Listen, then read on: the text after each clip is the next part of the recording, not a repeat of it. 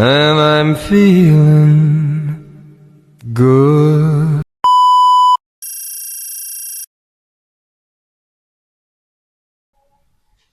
Halo guys, Assalamualaikum warahmatullahi wabarakatuh. Salam Om Swastiastu, Namo Buddhaya, salam kebajikan. Salam sejahtera buat kita semua. Perkenalkan teman-teman, nama saya Kurniawan Sidik Sutikno, bisa dipanggil Sidik. Saya merupakan peserta Latsar CPNS tahun 2026. Untuk angkatannya itu angkatan 10 dan kelompok 1.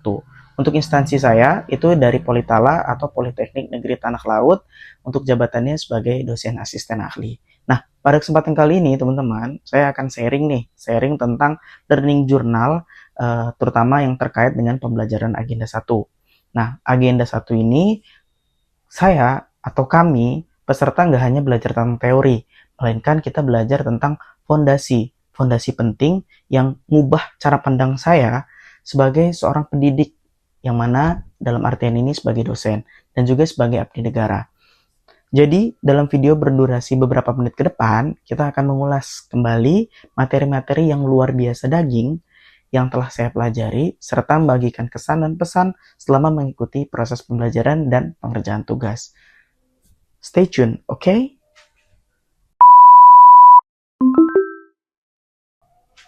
Oke guys, sebelum kita masuk ke agenda inti, itu pembahasan learning journal, pertama saya mengucapkan terima kasih dulu. Terima kasih kepada mentor kami, Bu Lia.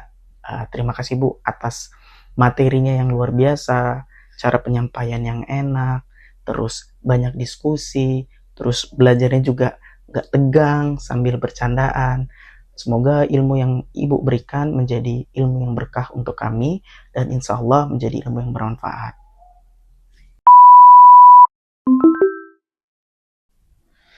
Oke guys, kita langsung aja masuk ke agenda pertama ya. Agenda pertama itu tentang wawasan kebangsaan dan bela negara. Nah, jadi ini merupakan materi pertama kami nih untuk Latsar di agenda 1 tentang wawasan kebangsaan dan nilai-nilai bela negara. Di sini kami itu kembali diingatkan mengenai 4 konsensus dasar berbangsa dan negara, yaitu ada Pancasila, ada Undang-Undang 1945, yang ketiga ada NKRI, dan yang keempat ada Bhinneka Tunggal Ika. Kami juga belajar mendalami kembali apa sih sebenarnya simbol kedaulatan dan identitas negara. Contohnya ada bendera merah putih, ada bahasa Indonesia, ada lambang Garuda, Pancasila, dan lagu kebangsaan Indonesia Raya. Selain itu, kita juga membahas tentang pemahaman tentang sistem administrasi di negara Indonesia. Jadi memberikan gambaran utuh bagaimana sih sebenarnya birokrasi ini berjalan untuk mencapai tujuan negara. Tapi guys, yang paling membekas, terutama buat aku ya, itu terkait dengan pemaknaan nilai dasar bela negara. Jadi yang pertama itu ada cinta tanah air, ada berbangsa, sadar berbangsa dan bernegara, setia pada Pancasila sebagai ideologi negara, yang keempat ada rela berkorban, dan yang kelima ada kemampuan awal bela negara. Nah, jadi Bu Lia itu memberikan tugas juga kepada kami nih, karena kan kita sudah belajar tentang 5 poin bela negara. Jadi kami harus membuat aksi nyata dari 5 nilai bela negara ini. Untuk videonya bisa ditunggu aja ya. Nah, balik lagi ke konteks. Jadi sebagai seorang dosen, aku tuh merefleksikan bahwa bela negara sekarang, ya di era sekarang itu bukan lagi kita tuh ngangkat senjata, tapi bagaimana sih kami sebagai dosen mencetak mahasiswa yang kritis, yang beretika, yang mencintai tanah air melalui Tridharma Perguruan Tinggi. Selanjutnya, kami juga dikasih tugas nih di sesi ini. Menurut aku tugas ini unik dan cukup menantang nih, karena ini hal yang baru buat aku. Jadi kami dikasih tugas untuk membuat podcast. Kita sama-sama tahu bahwa podcast ini kan lagi booming banget nih, lagi menjamur. Contoh yang paling terkenal, ada Om Deddy Corbuzier, ada Pras Teguh, ada Denny Sumargo, dan sebagainya. Nah, kami disuruh membuat podcast, tapi temanya itu tentang visualisasi kebangsaan. Oke guys, nah di sini aku mau sharing kesan pesan tentang tugas dari Bu Lia. Jadi menurut aku tugas podcast ini tugas yang paling menantang dan paling seru sih. Jadi untuk podcast ini merupakan hal yang baru nih buat aku. Dan kayaknya Bu, izin Bu, saya pakai nanti untuk mahasiswa saya ya Bu.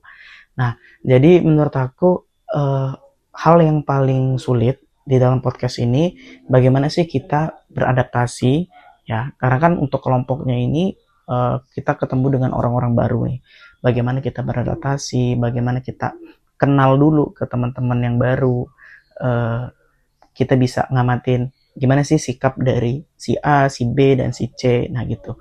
Jadi poin pembelajaran yang paling penting itu skill beradaptasi. Kapan kita harus berpendapat, kapan kita harus mendengarkan, kapan kita harus diam, begitu. Jadi kebetulan di tugas kali ini aku dapat kelompok sama Bang Dery, Bang Rizky Ansori, dan juga Pak Keti. Alhamdulillah kelompok ini solid banget. Kami lancar untuk diskusinya. Tapi yang salah satu hambatannya itu untuk nentuin topik nih. Karena kalau kita bicara podcast, ini kan sangat sangat tricky ya. Jadi apa yang mau diangkat, apa yang mau dibahas. Jadi mungkin tantangannya kedua itu tentukan topik. Nah, alhamdulillah kelompok ini dapat berjalan dengan baik. Kita berjalan seiringan dan selaras. Untuk tugas podcastnya sudah selesai. Buat teman-teman yang mau nonton, nanti aku kirim linknya ya. Podcast ini temanya adalah visualisasi bangsa. Jadi intinya dari kami, kelompok aku, Bang Rizky, Bang Dery, dan Mbak Keti, mengangkat isu tentang Indonesia emas pada tahun 2045. Nah, bagaimana tentang tanggapan kita nih? Apakah di tahun 2045 ini yang digadang-gadangkan ada bonus demografi itu menjadi Indonesia emas atau menjadi Indonesia cemas? Jadi buat teman-teman yang penasaran bisa tonton nanti di YouTube-nya secara lengkap. Ya, intinya adalah bagaimana sih kita mau menuju ke sana, teman-teman? Kuncinya adalah di pendidikan mental dan karakter. Kuncinya ada di sana. Dan ini sangat berkaitan erat dengan wawasan kebangsaan. Jadi percuma teman-teman kita mencetak generasi muda yang pinter, high tech, ya teknologinya kelas atas, tapi sikap, perilaku, dan mentalnya itu nol. Nah, itu gak akan bisa kita menjadi Indonesia emas di tahun 2045. Mungkin untuk cuplikan atau sekilas tentang tugasnya seperti itu ya. Nah, itu aja teman-teman buat hari ini. See you di next Journal Learning.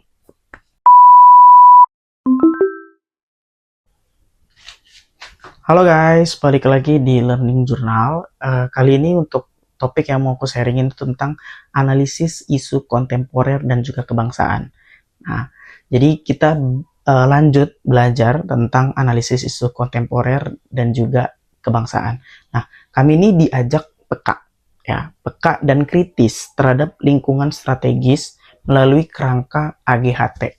AGHT itu ada ancaman, gangguan, hambatan, dan juga tantangan.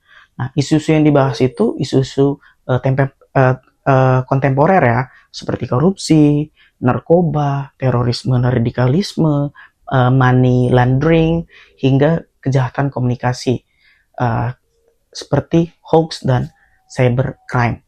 Dan isu ini sangat nyata dan ada di sekitar kita. Nah, khususnya di lingkungan akademik, di lingkungan tempat saya kerja ya, tempat saya mengabdi, ancaman seperti radikalisme di kalangan pemuda dan mahasiswa ya, atau penyebaran hoax di era digital, ini adalah tantangan yang sangat besar. Nah, jadi materi pada pembelajaran sesi ini kita belajar tentang teknik-teknik nih, teknik-teknik analisis isu. Contohnya seperti APKL, USG, ya, urgency, seriousness, growth, hingga metode akar masalahnya atau biasa dengan fishbone diagram. Kita bisa mencakar akar masalah, merumuskan solusi alternatif yang logis dan juga tentunya terukur. Nah, oke guys, kita lanjut lagi di sesi Learning Journal. Nah, untuk topik kali ini kita akan ngebahas tentang pengelolaan konflik kepentingan dan juga strategi bela negara. Jadi di agenda 1, kami juga dibekali nih dengan topik pengelolaan konflik kepentingan khususnya di instansi sendiri. Karena sebagai dosen, godaan konflik kepentingan itu bisa muncul dari hal-hal yang terlihat sangat sederhana. Contoh sederhananya, misalnya kami sebagai dosen melakukan subjektivitas dalam pemberian nilai mahasiswa. Contohnya lagi, misalnya kita menggunakan fasilitas kampus, tapi untuk kepentingan pribadi. Bahkan dalam lingkup penelitian dan juga pengabdian kepada masyarakatnya. Jadi intinya, konflik kepentingan ini adalah suatu orang yang punya jabatan, dia akan bersifat subjektif karena dia punya kepentingan pribadi, sehingga output dari kebijakan yang dia buat nanti itu tidak menjadi objektif, seperti itu. Selanjutnya, belajar juga tentang bagaimana sih caranya menyusun strategi bela negara. Nah, tapi strategi ini spesifik untuk yang akan kita implementasikan di kampus kita. Jadi, Bu Lia memberikan kami tugas lagi nih, tugas kelompok untuk mencari isu yang ada di kampus kami, yaitu Politala, dan membuat strategi integrasi nilai bela negara. Nah, setelah kami berdiskusi, kelompoknya kebetulan sama, guys. Jadi aku masih sama Bang Bastian, sama Mbak Sasa, dan Mbak Kety. Alhamdulillah kelompok ini juga klop. Kami juga enak banget buat diskusinya. Terus bagi tugasnya juga sama-sama enak. Nah, setelah kita diskusi, kami sepakat untuk membuat solusi strategi spesifik ke program studi D3 akuntansi. Ya, jadi program ini adalah membuat program seperti PBL atau Project Based Learning. Nah, alasannya adalah terutama dari teman-teman akuntansi, ya, dia cerita bahwa jadi mereka tuh sudah pernah survei ke kalangan UMKM di tanah laut. Nah, hampir kebanyakan, bahkan mayoritas, para UMKM ini nggak ngerti apa itu HPP, apa itu pajak, bagaimana mengelola keuangan, dan sebagainya. Nah, berawal dari isu tersebutlah kami mau mengangkat topik ini, menjadikan program studi akuntansi khususnya di D3, salah satunya adalah PBL. Jadi outputnya nanti para mahasiswa itu akan mengerjakan project. Project ini dia akan turun ke UMKM, ngebantu keuangannya, perpajakannya, terus HPP-nya, dan segala macam. Gitu guys. Sampai jumpa di next learning journal.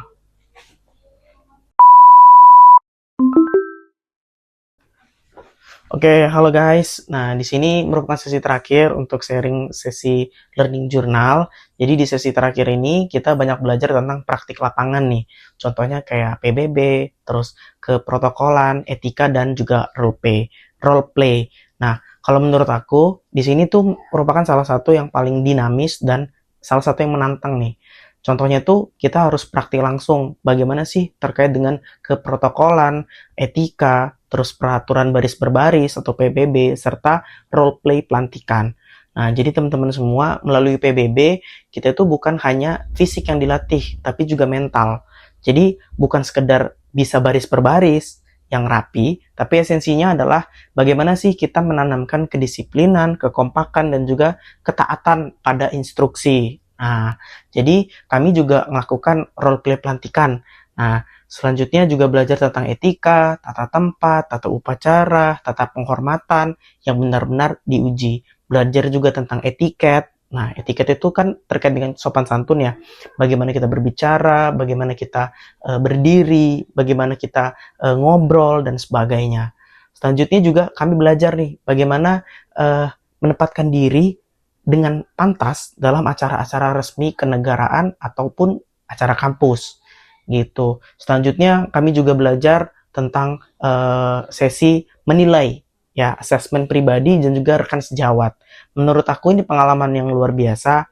Jadi kalau kita menilai diri sendiri, itu kan membuat kita sadar ya akan kelemahan yang harus kita perbaiki. Sementara kalau kita menilai dan mengamati rekan sejawat, itu lebih ke melatih bagaimana sih kita lebih kebesaran hati untuk menerima feedback dan juga untuk membangun kolaborasi yang sehat. Gitu guys.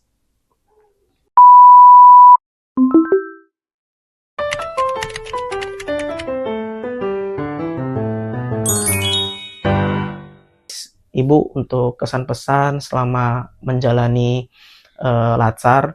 Untuk agenda pertama, mungkin terakhir, mungkin di awal udah, tapi saya mau mengucapkan terima kasih lagi buat mentor kita, buat coach kita, Bulia, juga serta teman-teman atas kerjasamanya, atas dedikasinya. Di Latsar ini kita bisa menyelesaikan agenda satu ini dengan baik. Kita bisa ngerjain tugas yang dikasih Bulia dengan baik. Itu juga disampaikan oleh Bulia juga feedbacknya di hari terakhir. Kita ada sharing session. Alhamdulillah kami banyak belajar dari Bulia, terutama materi-materi tentang wawasan kebangsaan, nilai bela negara, terus PBB, dan sebagainya. Semoga ilmu yang sudah Bulia sampaikan kepada kami menjadi ilmu yang bermanfaat. Dan untuk Bulia sukses selalu dan semoga sehat selalu. Mungkin gitu aja. Terima kasih guys sudah mendengarkan Learning Journal sesi untuk agenda 1. Bye-bye.